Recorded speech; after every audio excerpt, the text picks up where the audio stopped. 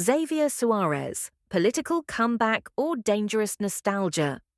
Returning to the past with recycled politicians is not the solution for Miami. At 76, Xavier Suárez returns to the electoral scene with the aspiration of reclaiming the Miami mayoralty. The press presents him as an emblematic figure, but the city's political memory cannot be erased so easily. His name is marked by dismissals, defeats, and populist proposals that generate more doubt than confidence. 1. A history of electoral fraud. The most serious episode of his career occurred in 1998, when he was removed from office following a massive fraud scandal involving absentee ballots. A court annulled his electoral victory and expelled him from office. This was not a minor detail, but one of the darkest chapters in Miami politics, which irreversibly damaged his credibility. 2. Recent defeats and lack of popular support. His most recent attempt to return to power was in 2020, when he ran for mayor of Miami-Dade County. He finished a distant fourth, far behind Daniela Levine Carver and Esteban Bovo Jr. The result confirmed what was already suspected. Voters do not see him as a serious or viable option. Third, populist and unviable proposals. In this campaign, Suárez promises to exempt homes valued under $575,000 from taxes, eliminate tolls, and expand free public transportation.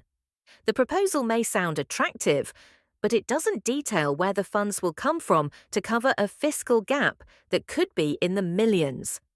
At a time when the city is facing infrastructure, housing, and security challenges, these types of promises without a solid financial plan seem more like an electoral ploy than serious policy. Fourth, a campaign of threats. Far from encouraging open debate, Suárez has declared that he will sue anyone who defames him, recalling his past practices of intimidating the press and opponents. In a democracy, transparency is defended with arguments and proposals, not with legal threats. In an emphatic tone, he issued a stern warning to his detractors, after assuring them that he will not tolerate defamation during the election. "The first defamation, I'll file a lawsuit. That's why I'm a lawyer," he declared. 5. The same old speech. In his most recent interview, Suárez asserts that he has the support of all ethnic groups and boasts favorable poll numbers. He also credits himself with making progress in programs to combat homelessness, such as Hermanos de la Calle, Brothers of the Street. However, the current numbers reflect a more complex reality.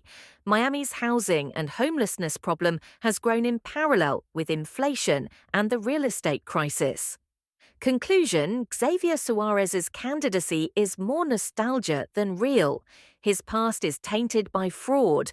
His recent defeats demonstrate a lack of support. His proposals lack financial backing, and his political style is reminiscent of a cycle of intimidation and empty promises. Miami faces serious challenges: housing, transparency, basic services, and corruption.